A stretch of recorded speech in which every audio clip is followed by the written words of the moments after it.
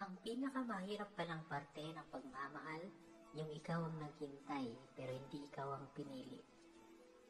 Ang sakit na, yung araw-araw mo piniling siya pa rin, kahit paunti-unti ka nang binibitawan. Yung umaasang babalik siya pero mas pinili niyang yakapin ng iba. Alam mo kung ano yung mas masakit? Yung hindi mo naman siya sinukuan pero ikaw ang iniwan. At kahit gusto mong ipaglaban, wala ka ng laban kasi matagal ka na palang tinalikuran. Hindi lahat ng minamahal mo magiging tahanan mo at hindi porket ikaw ang sumalo sa kanya nung wala siyang mapuntahan, ikaw na ang pipiliin niya sa dulo. Minsan kasi, kahit gaano ka pa kaloyal, kapag hindi ikaw ang mahal niya, wala kang laban. Kaya ngayon, hindi na ako maghihintay. Hindi na ako magbubuo ng kwento na tayo pa rin sa huli. Dahil mahal ko rin ang aking sarili. At ayoko nang manatili sa istoryang hindi na ako kasama sa mga pahina. Oo, mahal kita, pero mas pipiliin ko ng palayain ka kaysa araw-araw tatanungin ang sarili ko bakit hindi ako sapat para sa'yo. Huwag mong gagawing mundo yung dapat na tao lang. Matanong lang kita, hanggang saan nga ba ang kaya mong isugal? Alang-alang sa pagmamahal. Hanggang saan nga ba ang limitasyon ng iyong mga sakripisyo? Kapalit ang relasyon na pang matagalan.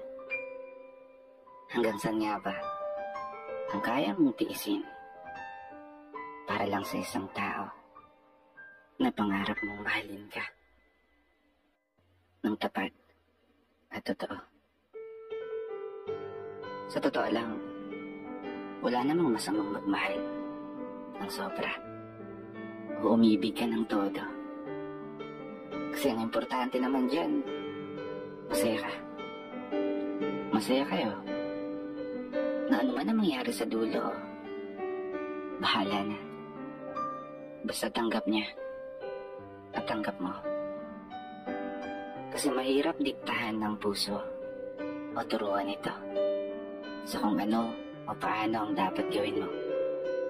Kasi sa oras na talagang umiibig ka, walang sino ang makakapagsabi sa kung ano yung nararamdaman mo. Ang importante naman dyan, totoo ka. Totoo ka sa sarili mo. Walang pagkukunwari, walang pagdududa, walang sapilitan. Purong natural.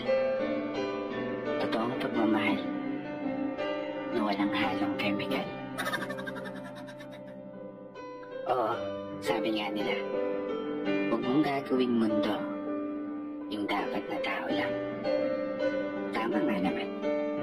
Pero palagi mong tandaan, huwag mong bibigyan ng limitasyon ang puso mo sa kung paano ito magmamahal. Kung saan ka masaya, take the risk. Basta magtira ka ng pagmamahal sa sarili mo. Para kung sakaling mabigo ka at ipatalo ng taong gusto mong ipanalo, gamitin mo yung natitirang pagmamahal na yan para muli kang makabangon, muli kang makabawi at maghilom ang sugat ng kahapon. Dito na nagtatapos. Kaya isang pagpupugay para sa lahat ng mga tao na patuloy sumasabay sa hamon ng buhay.